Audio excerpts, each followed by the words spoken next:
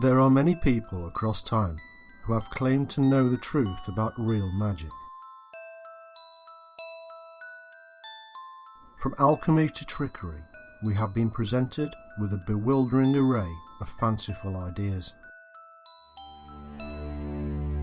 Evil, cackling witches who created potions to poison their victims, and dark, bloody satanic rituals held in the black of night, are all images conjured for us by the books and films. The half-man, half-horned goat is the terrible picture we have of the Dark Lord of the Black Magicians. And yet, much of this is propaganda put forward by a fearful church. What is the truth about real magic?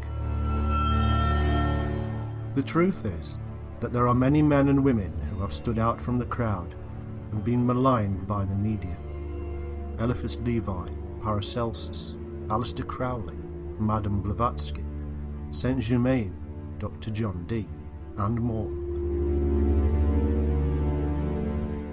Sexual orgies, dark satanic rituals, sacrificing babies, and blood offerings are just a selection of the examples brought to light by the press.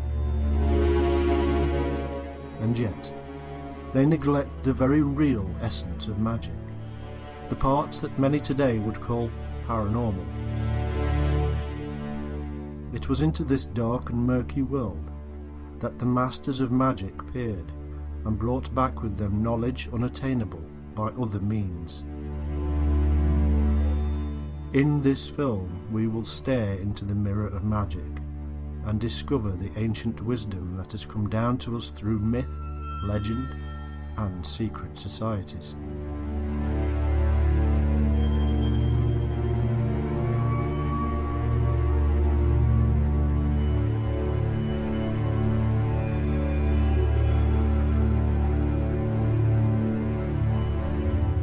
Hidden beneath symbols, in fables, and cloaked in cipher, we will unlock these mysteries with the use of modern science and the darkness of our own unconscious.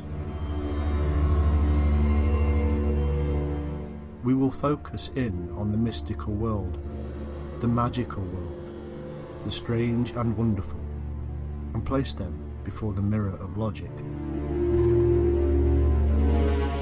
Real, absolute magic will unlock for us the very secrets of the universe that modern scientists spend billions trying to discover. There is no battle between science and magic. There is only absolute magic. The word magic is related to imagination. It is conjuring something from what appears to be nothing. A rabbit out of a hat, an idea from within the darkest recesses of the mind. It was once the remit of the mage, the magician, the wise wizard. In truth, we're all magicians, constantly imagining. And from those thoughts we create, we become creators. This is why ancient philosophers said that we were all God, for we all speak the word and manifest it into reality.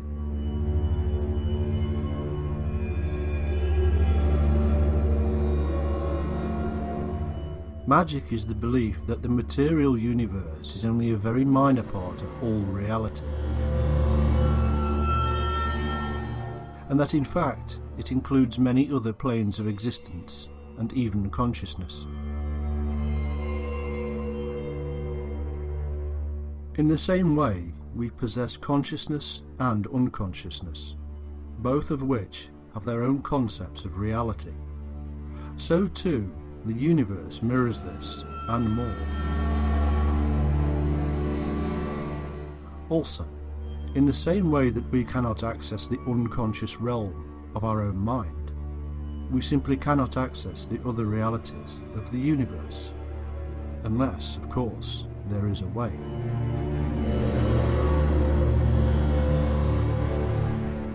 And that is the realm of magic, being able to find ways of accessing other realities and affect our own. One of the other realms or realities of Majick is known as the Astral Light, and believers of this reality say that the cosmic fluid of the Astral Light can form or mould physical forms.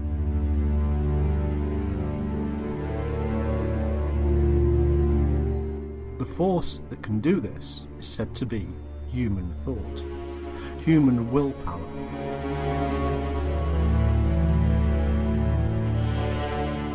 The human being existing in the microcosm can, once it understands, affect the macrocosm. The small can affect the large.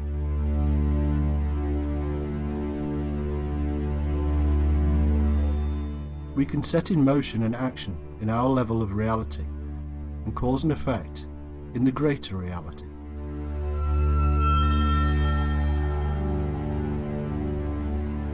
All of this can sound quite potty to the mind that is not used to such concepts, and like the hand of a clock, we need to adjust our position a moment at a time in order to understand that time and things change.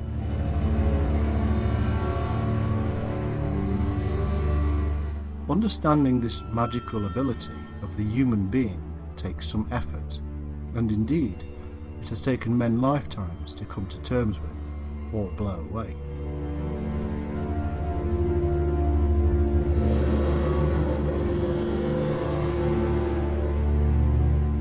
In essence, man discovers that he is in fact God in almost every sense of the word.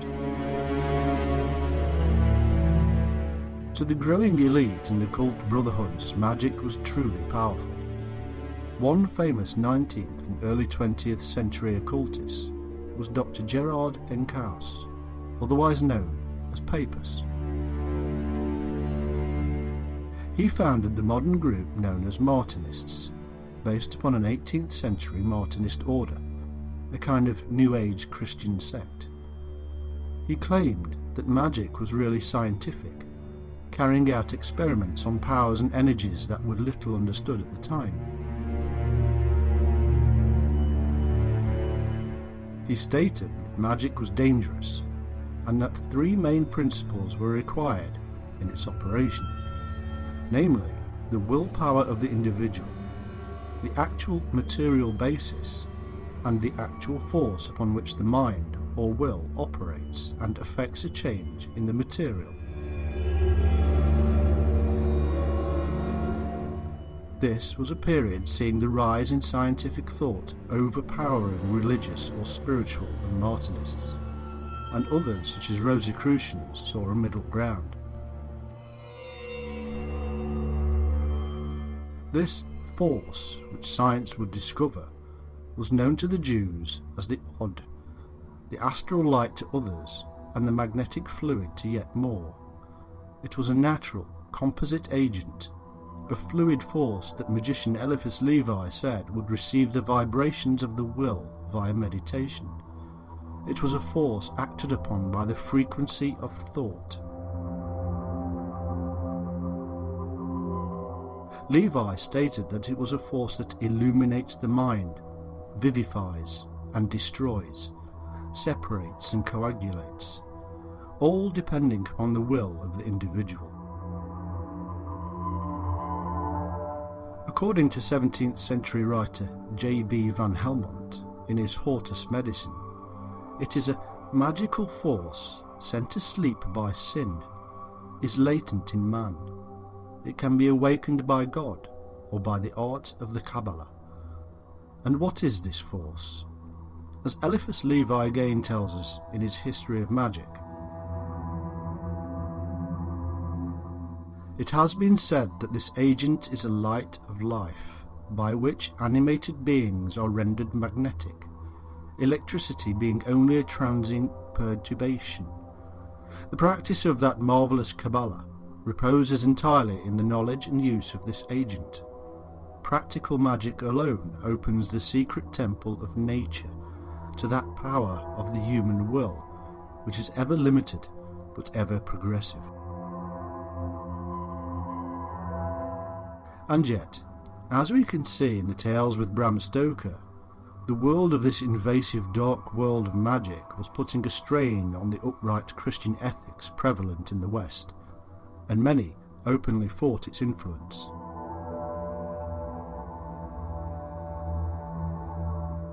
In the Black Mass from 1924, we find the following statement. Today, when our society is invaded by the eroticism of the Middle Ages sorcery, the words Black Mass have lost their primitive meaning. The mystic element weakening, sadism and sensualism alone remained, degenerating these last years into vulgar orgy, so-called revival of pagan ceremonies, accompanied by lewd scenes, excited by the rhythm of libidinous poetry and the intoxication of oriental perfumes. In short, we are told that the frenzies of the sexual rites associated with the rising of these so-called powerful occult forces was vulgar to the Christian West. In the Morning Post of January the 16th, 1931, there was an interview with a certain Harry Price, the founder and director of the National Laboratory for Psychical Research. It stated, Mr. Price spoke from close personal experience of the practices which he described, and among a number of other striking allegations, he asserted that black magic, sorcery and witchcraft are practiced in London of today on a scale and with a freedom undreamed of in the Middle Ages. Professors and leaders of the cults, for the most part foreigners, make use of the same formula and incantations as the medieval necromancers. The cults are increasing and attracting interest at such a pace that they will soon assume such dimensions as to become a genuine menace to the morals and sanity of the nation. I can safely say that there are more devotees of the black arts in London today than ever there were in the Middle Ages.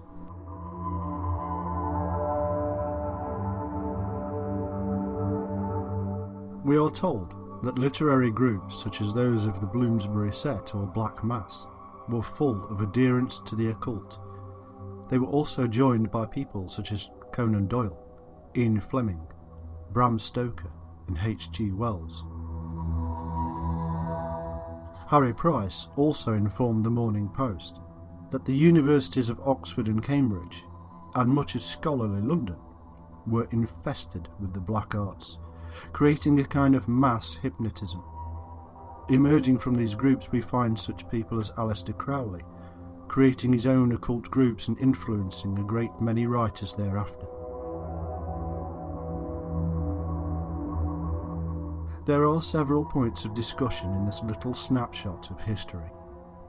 Firstly, we see Harry Price pointing out that many of those influencing the minds of British citizens were in fact foreigners, and thus we have that spiritual invasion spoken of by Bram Stoker in Dracula.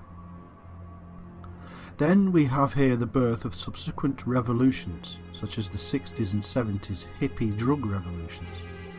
For instance, Crowley being found on the cover of the Beatles' Sgt. Pepper's album. We are shown that sexual license and drug-induced frenzies are supposedly leading these people on the downward path to the world of Satan. There is nothing new in any of this, for it has been repeating for millennia. Freemasonry itself, among many others, claims descent ultimately from Egypt, where drugs were heavily influential in the spiritual and magical life. Initiates were and still are in some cults subjected to horrifying trials of darkness, fire, water, long fasts leading to visions.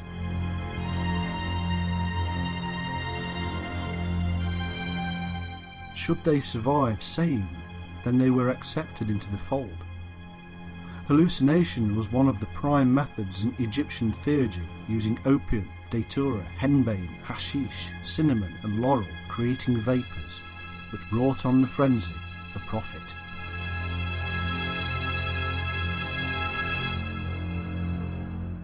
But we also see that we have here two distinct opposites and very little balance. On the one side, we have thoughtful, intelligent people discovering freedom from a Victorian and religious yoke, like children showing off in front of their friends. On the other side, we have the parents, the Christian old school, who are shocked at their youngsters' actions and can accept nothing good in what they see.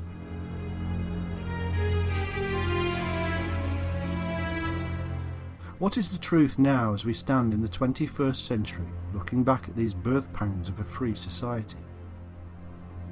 I accept that drug-induced sexual frenzies may well be going over the top and are simply leading the individuals towards a biochemical and electromagnetic reaction within the mind, heightening many things.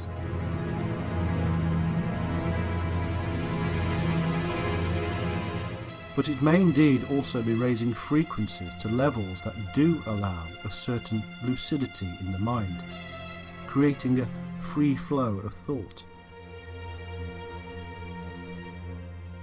On the other, to stand apart from this with dogmatic eyes and say that it's nonsense whilst believing that a 33-year-old Jew died on a cross and then got up again 2,000 years ago is also just as barking mad.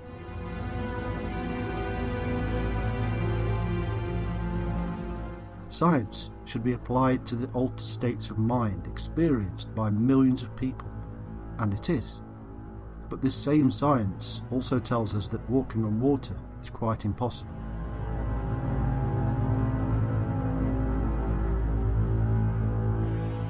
It is time to possibly bring all these elements together, to think once again about God, altered states of our own mind, and nature itself.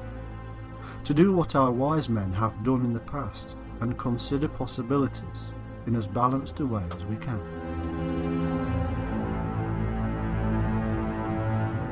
There do still remain fundamental questions, even for those who have led themselves into a world of delusion and illusion.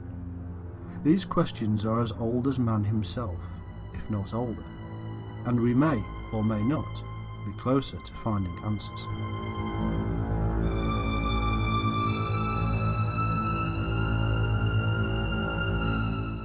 What is the meaning of existence? Is there a God, a grand architect? Is there a truth, searched for by countless generations and lost in the mists of time? These questions are fundamental to understanding the true nature of real magic, for God is at the heart of magic, according to our ancient philosophy. The drive to find the answer to the ultimate question is not over, but today we have a new science, a new terminology to explain and expound upon the biggest of truths. The answers may not be what we expect. They may not be the gods we have been led to believe in, but they may very well answer some of the most profound questions man has ever asked.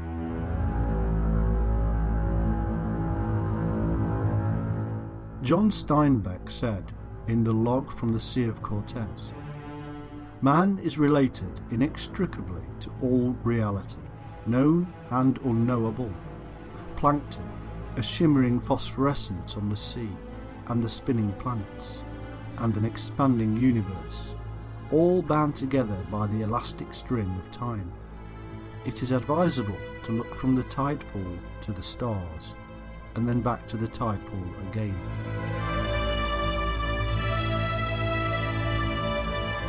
The universe is an awe-inspiring place, a macrocosmic tidal pool filled with galaxies, and yet also quite empty to our perceptions. Around 15 billion years ago, existence began and time erupted into a void of nothingness, with the comically named Big Bang. The term was in fact given by Fred Hoyle, the infamous astronomer, who paradoxically believed in a totally different concept he called the steady state theory, whereby the universe gradually emerges, rather than in one incredible explosion. Today, scientists have all but proven the Big Bang theory with measurements of red and blue shift, the coming towards and going away noise seen in the red and blue extremes of the light spectrum. In addition to this, at the end of the last century, scientists discovered background radiation signatures from the very first cosmic moments of the Big Bang. In these early moments of a new existence, the mathematical equations of all things were being worked out from the initial chaos.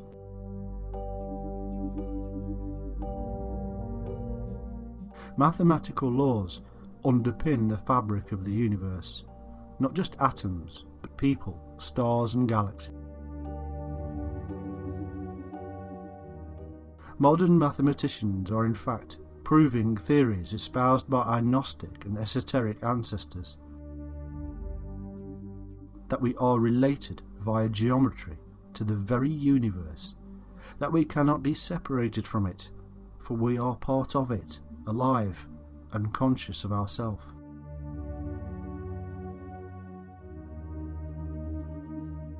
Inside every atom there are beautiful mathematical forces binding them together, and these bind everything else: our skin, the land, the planets, and gravity itself. Inside every atom there is also a huge space, an empty void, little understood by science. And not surprisingly, the same thing occurs in the vastness of space. We term this void dark matter because we do not understand it.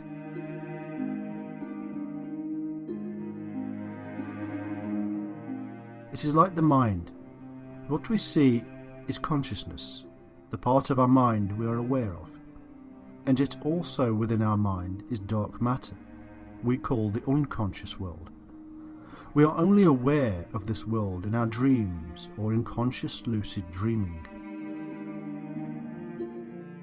We need to place different filters on the lenses of our telescopes to realise that there is much more to the universe than we can see with our eyes.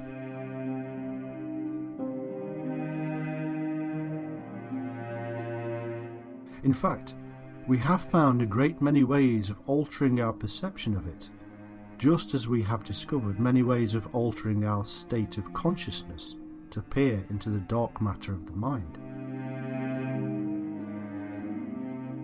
The average concentration of atoms in the universe is 0.2 atoms per cubic metre. This is what we see, 4% of what is actually in existence.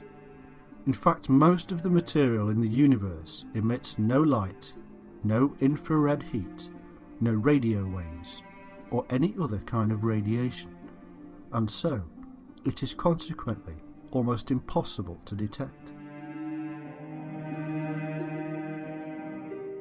We have to dream of its existence. We have to infer its properties from what we know.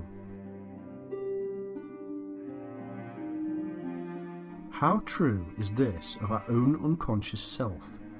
And if consciousness is but 4% of our mind that we can see, then how much more is there to know?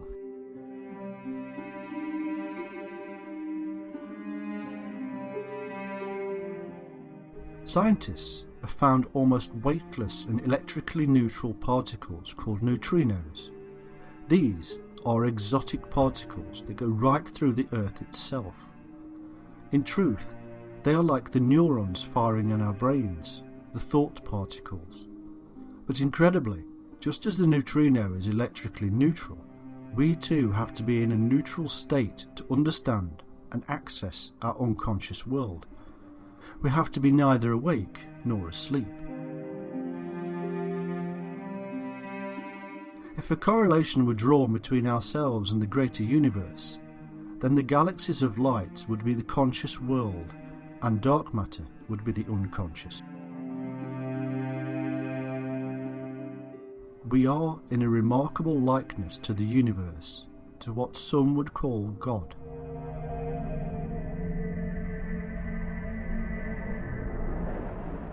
Clement of Alexandria said, "For the image of God is his word, the genuine son of mind, the divine word, the archetypal light of light, the image of the Word as the true man.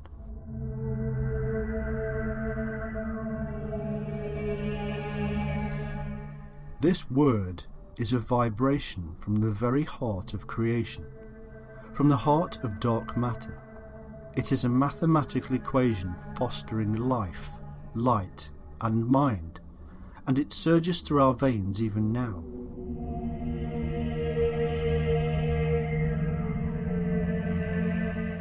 And I believe when it becomes conscious, as in the case of human beings, and recognises itself as such, something very special happens.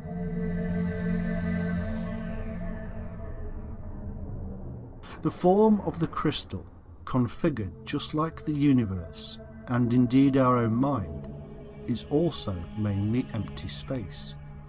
It is in this space that scientists store and harness vast amounts of information, in the dark matter of the crystal.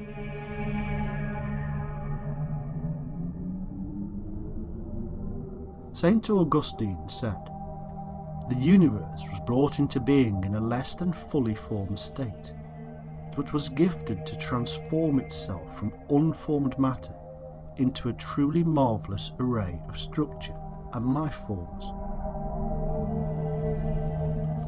That gifting spoken of by St. Augustine 1600 years ago is now known by scientists as a mathematical equation, but this does not reveal a purpose, a why.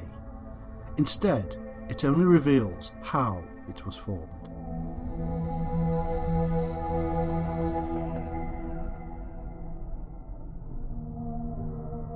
The answer to why may well be found within the mind of what we can only call God.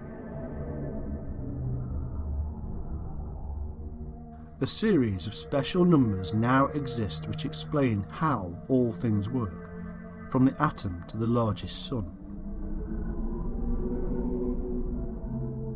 Gravity, electromagnetism, time, and light, with interlinked and intertwined mathematical strands that unite all things to each other. What was created was a wonderful crystal-like structure, often termed the Matrix. We must assume behind this force the existence of a conscious and intelligent mind. This mind is the matrix of all matter, a saying attributed to Max Planck.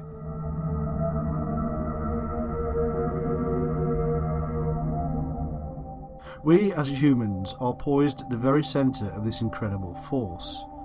It would take as many humans to make up the mass of our Sun as there are atoms within each one of us.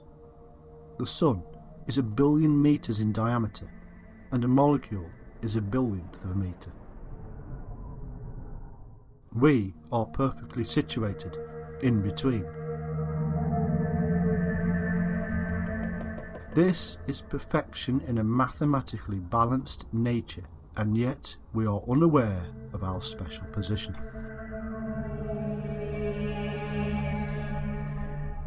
Our size and our position in the solar system is crucial for life to exist as it does. It is the nature of number that allows this wonder, an equation first formed in the original moments and, according to Max Planck, mind of the Big Bang. Molecules, living cells and minerals are all formed by atoms combining together in special mixes to create different substances. All are atoms, all are particles. All have subnuclear particles, and the galaxies themselves are held in position by these subnuclear particles, and of course those mathematical ratios. What scientists do not yet know is the ultimate question for them. What is the synthesis between the cosmos and the quantum world? What is the thread that links the quantum to the cosmos? It is because of division in language and perception that this answer cannot be found. But I believe we will discover this secret wave-like thread and find that if we pull upon it, we shall unravel the mysteries of the universe. The word crystal is derived over time from several languages, including Greek and Latin, and means variously ice or hard solid surface. The word itself does not sum up the beautiful nature of the structure of crystal, nor the vast untapped depths of its inner spaces, the void within. And yet within the mathematical equations and the wonder of the crystalline form can be found great depth. The universe is often said to be of crystalline form, a series of strings and lattices, a matrix of creation of platonic forms built one upon the other, and from the very particle in the atom to the solar systems within the galaxy. From the vast universe and down to the formations of galaxies and even further into our very DNA, the forms and structures of the crystal can be found.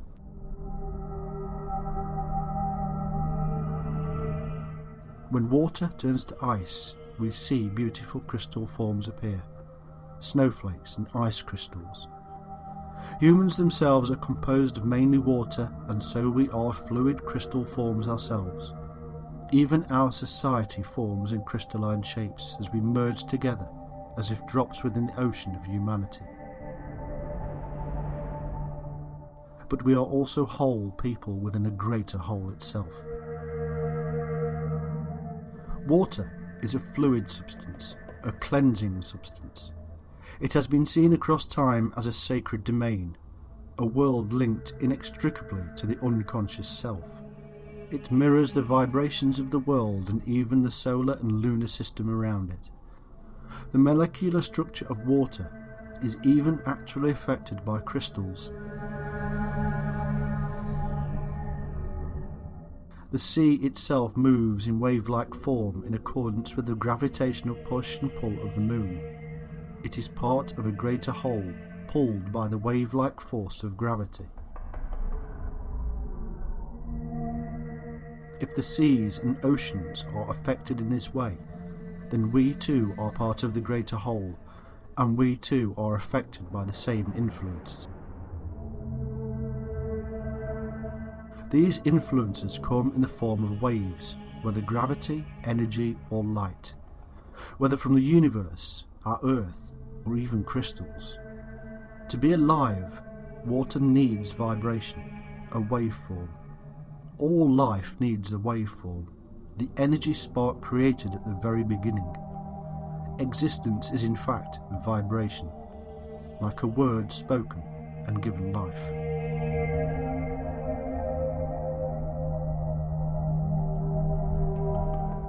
In the beginning was the Word, and the Word was with God, and the Word was God. Genesis.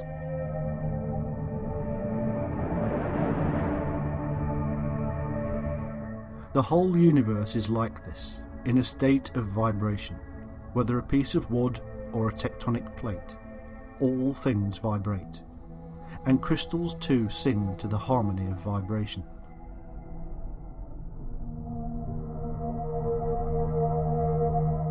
Quartz crystal begins its life deep within the earth from hot vapour, which is a supersaturated solution of silicon dioxide. As it cools, a unit cell of quartz forms around a nucleating site in the same way that an oyster forms. It is a matrix created around a seed point. The forming atoms and bonding are laid down where there is most energy, the molecules adhering to the base silicon matrix. Made up as a tetrahedron-shaped molecule, it is now composed of 4 atoms of oxygen, with 1 silicon atom suspended within. This primary cell unit now attracts other silicon dioxide molecules, and over time, trillions of these cells link together in a spiraling motion, layer upon layer, until the crystal is made.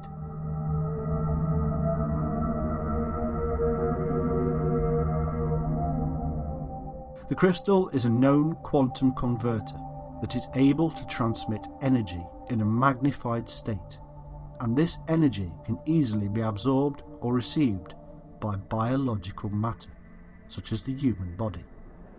The crystal is formed via a wave-like spiralling motion and is a known quantum converter, transmitting energy information at a magnified rate. Stimulating a crystal makes it vibrate or sing. These vibrations make waves, which human receptors pick up and convert back to binary information. This means that vibratory information or energy of different frequencies can be stored inside an empty space like memory. This is no different to what we shall see with dark matter, the space within the atom, and of course the unconscious world of the mind. This is also why scientists today use crystal within the heart of computers. These crystals do much more though. They also amplify the energy like temples magnifying sound. Dark matter in our universe does exactly the same thing. We can see distant galaxies because dark matter magnifies their existence, bringing the light into our consciousness.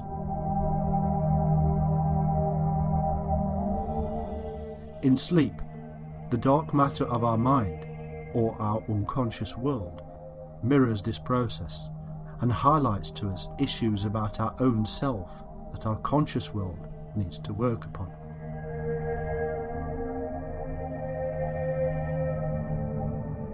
Crystals and their prism structures can be found at every level existence, from the S-matrix of the subatomic domain to the nature of molecules, from crystal-like gravity fields and even magnetism. The crystal structure is all permeating. By moving crystals, applying pressure or other stimuli, such as touch, they can be forced to offer up their inheld information energy, such as that of the holographic universe or matrix, to which all things are connected, including the wave particles within the crystal.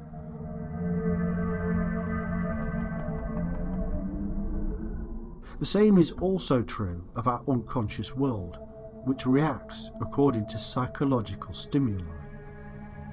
Is this also true of the dark matter of the universe? Can we stimulate the mind of the universe to offer up its innermost secrets? And is this real magic?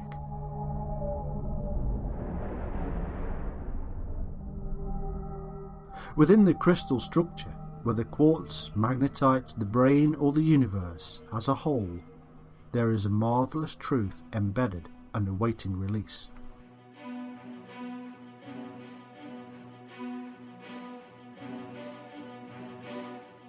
Our ancestors built around the globe a huge array of sacred temples and monuments. Many of these encompass the archetypal forms seen in nature. Others mirror the patterns and movements of the planets. Others still are the great axis mundi, the gateway to heaven or illumination. However, in a lot of these locations we also find the use of granite, which is mostly quartz crystal.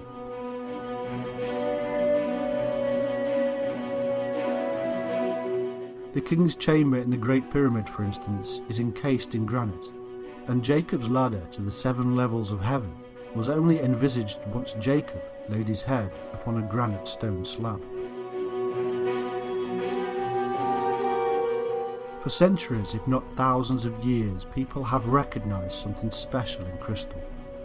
They have been used for physical and spiritual healing, and people feel a close affinity to them and are drawn to them for some peculiar and untold reason. They resonate or vibrate at special frequencies, which, if we were able, we would hear as beautiful harmonic music. This is the music of the universe.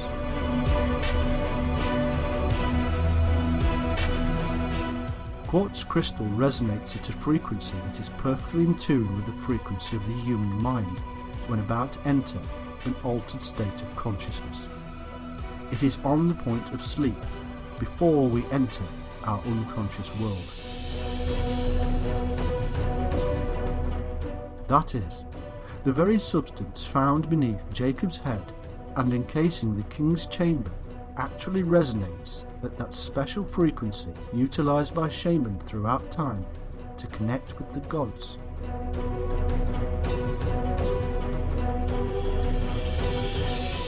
The world of the unconscious is the world not closed to the nature of the cosmos as our consciousness is. The unconscious world is free to think, not cluttered by the world we have created.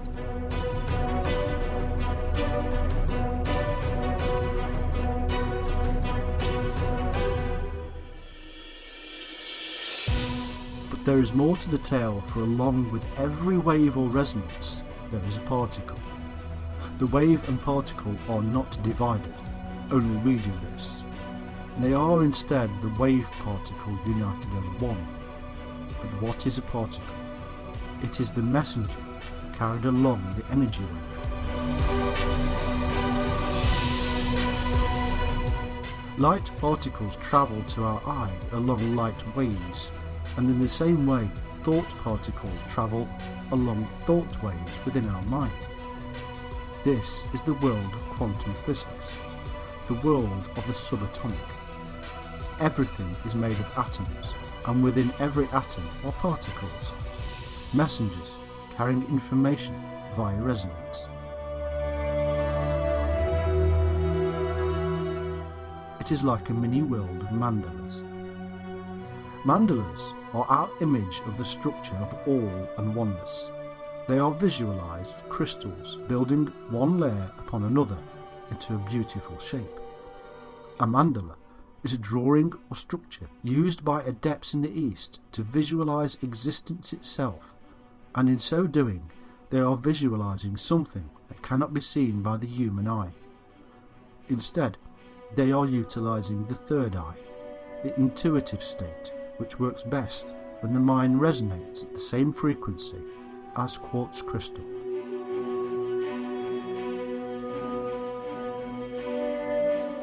This is the point of connection between man and nature, our true state of knowing.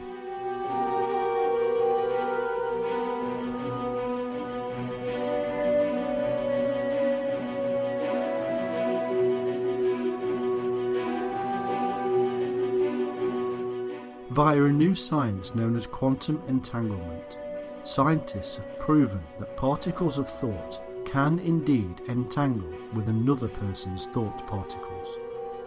This was much more effective when two participating individuals were emotionally attached, and less effective when they did not know each other. This is a kind of extrasensory perception, and it is a natural state that we have forgotten how to use or hear, at least forgotten in our conscious realm.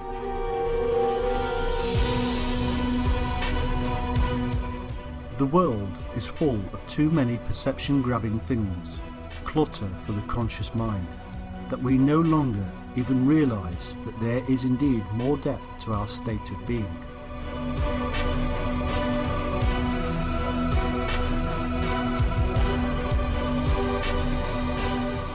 By following what our alchemical, magical and Gnostic friends of the past told us, we can reduce this clutter and burn it off, thus revealing the world below that has long since been forgotten.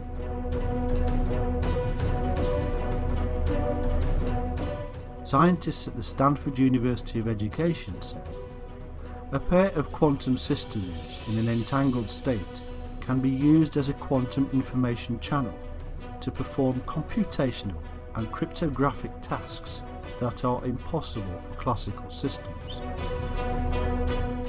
It is a method of information exchange that is non-classical, that is, not as we generally understand.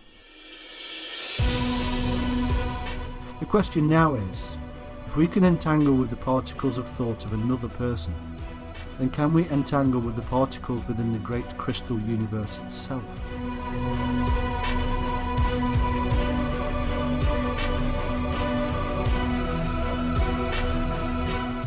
The pineal organ is one of the outgrowths of the pineal apparatus within the mind.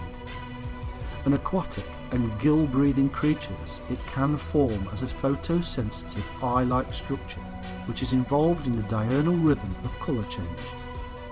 In ancient reptiles, it formed a separate or third eye on top of the head.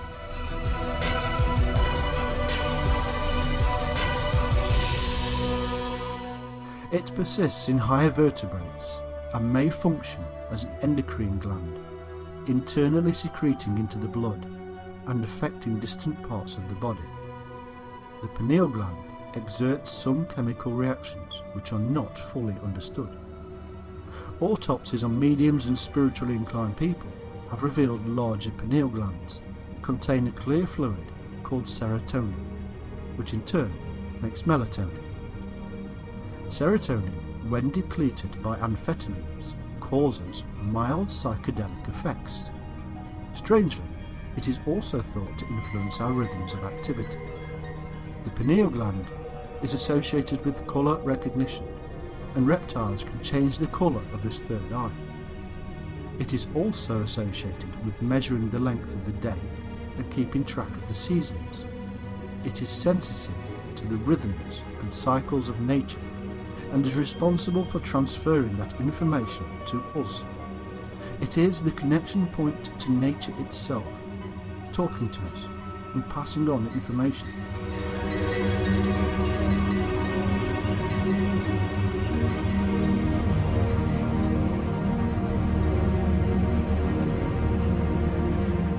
Many animals have a variety of senses which we are yet to understand, such as the ability to emit small electrical discharges, underwater vibrations, infrasound and ultrasound.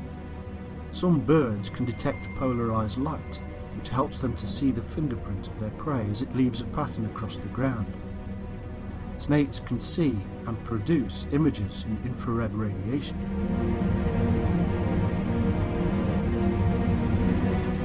Can man use more senses than we know? Should we believe that the dowser's skill is simply that they are more acutely in touch with their senses?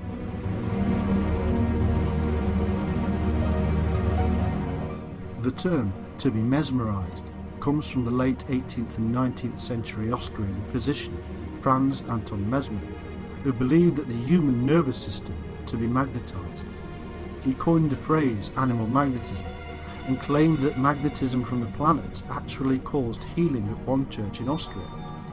He developed a therapeutic regime which incorporated iron magnets, magnetite, and the laying on of hands.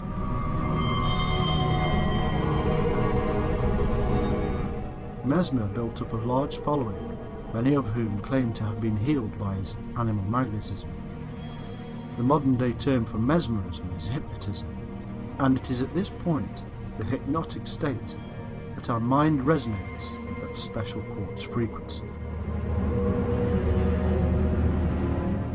Researchers have found that magnetite actually clusters around the pineal gland within our brain, and magnetite itself is a wonderful crystal linking our intuitive natural state with the natural world around us.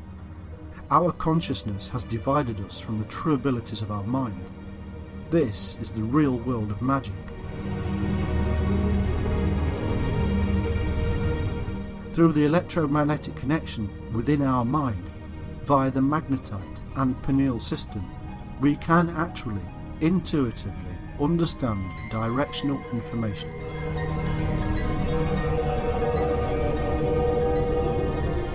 We can know where we are and which way we need to go, because the wave carrier of electromagnetism carries the information messages of particles.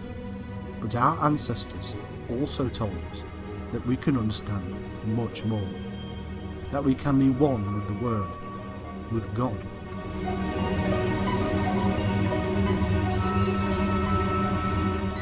If we therefore entangle with particles, not just those of other humans with whom we feel an emotional connection, but with nature, especially if we have an emotional connection to nature, then we can form as one mind with nature itself, the mind of God.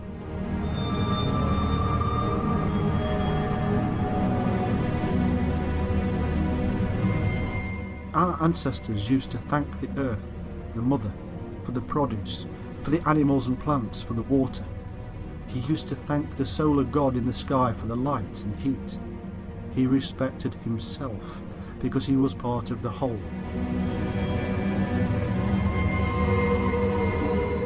Today, we disrespect nature and rape her without thanks and without thought. What message are we sending to ourselves? The science of quantum physics reveals the mind of God, the mind of the oneness to us all. We can see a consciousness actually at work like never before. All we have to do is join the dots and see the bigger picture. But what do actual quantum scientists say? James Gardner is a complexity theorist and peer-reviewed scientific writer whose biocosm theory proposes that the appearance of life in the universe is no accident or chance event. Rather, he views life as an expression of a great cosmic intelligence, hardwired into a timeless, dynamic cycle of creation, evolution, and renewal. The ultimate purpose of highly evolved life, Gardner argues, is ultimately to infuse the entire universe with intelligence.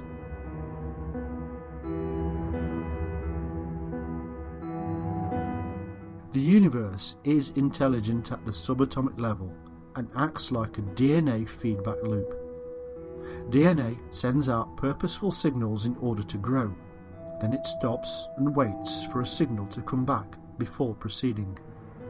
In this way, life is formed in perfect continuity with its surroundings and according to an incredible mathematically complex design. The universe seems to be doing exactly the same thing at the subatomic and quantum level.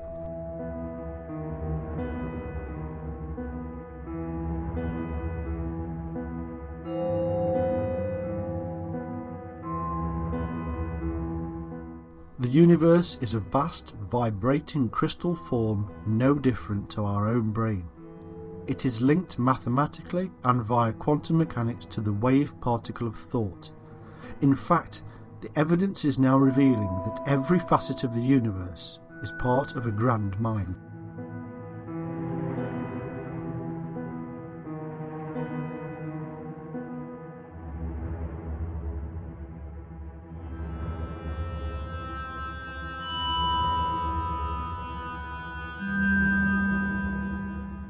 Our problem is that we have divided nature into compartments and no longer see the whole.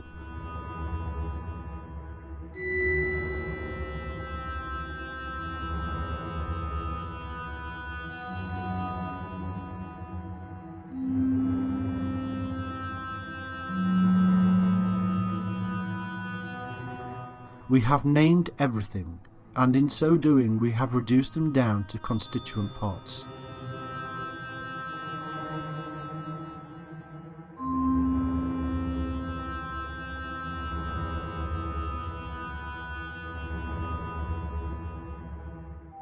We have separated them from one another, and this is not reality, but our own created reality. The truth of existence of all things will and can only be found in realizing the whole and not the parts.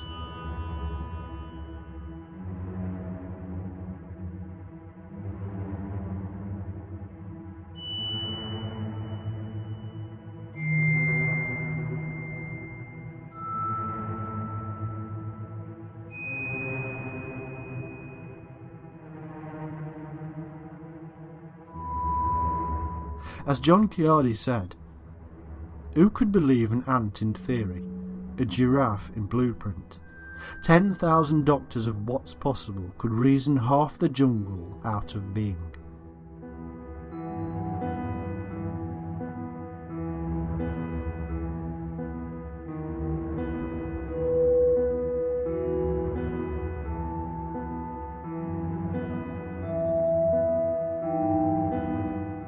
Sir Isaac Newton used a crystal to separate light into the spectrum. He divided the wave and particle stream so that we saw was divided parts. He then used another crystal to form them back together again. When all these colours are formed back as one, the result is pure white light.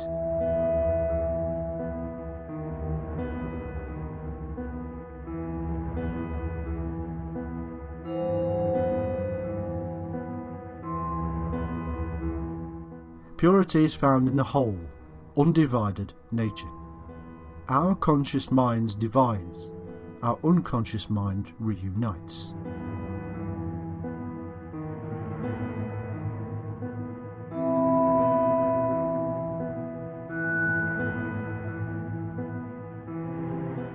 Real magic is understanding this and using methods of control to work with it.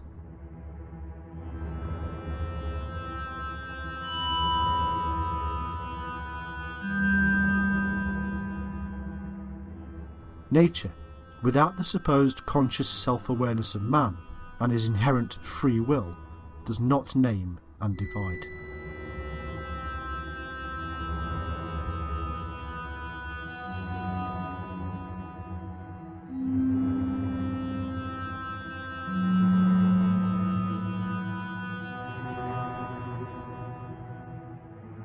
Instead, it forms balance when left alone. It comes back together in accordance with the natural laws of mathematics, inbuilt into all things.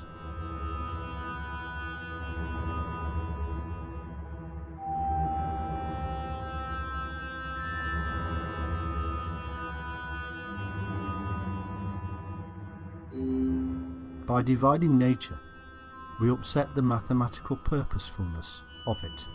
We divide more than just our own minds. We divide ourselves from it.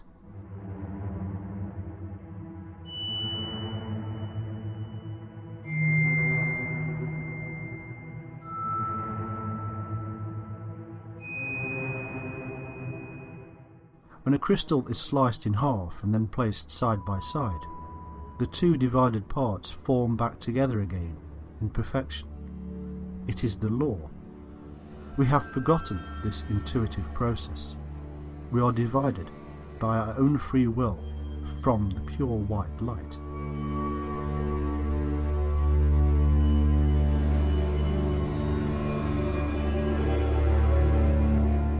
But there is a deeper concept here, and one that reveals the mind of the grand architect himself.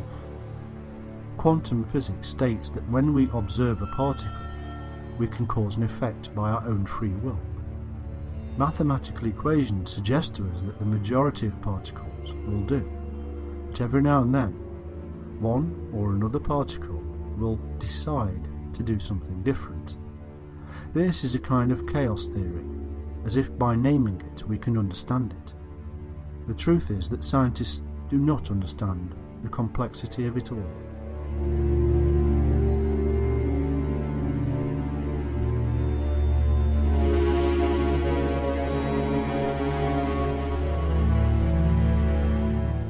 In the same way, we can mathematically predict what a group of humans will do, but every now and then, one of them will do something different, because of its free will and own complexities. How is it that we can say the free will of the human is the explanation for this mathematical conundrum, and yet accuse the particle of chaos?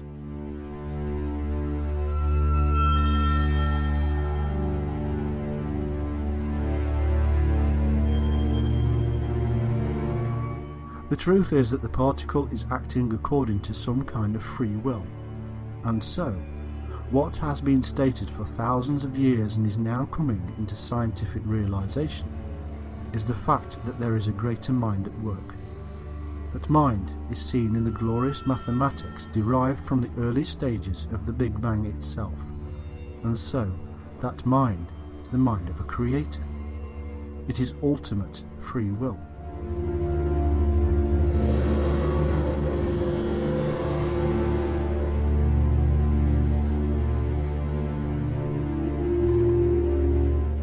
This is the thread between the cosmos and the quantum world. This is the unifying concept. the connection missed by division between right and left hemispheres. It is mind, awareness, conscious-minded nature at the heart of it all, born from, and of, and giving birth to the Big Bang itself.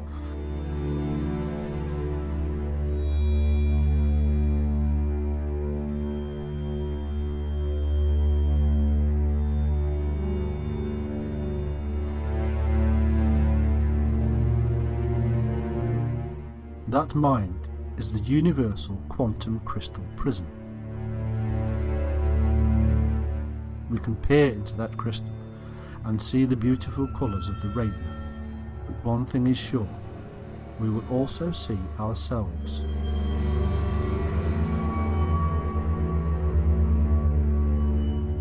This is real magic. This is what science still does not truly grasp. Intuition is inner teaching, and that teaching is derived from an unconscious connection to the universe surrounding us. The understanding of this principle is what the magicians of the past spoke of. The language differs, the meanings remain the same. Are you ready to look upon the face of God?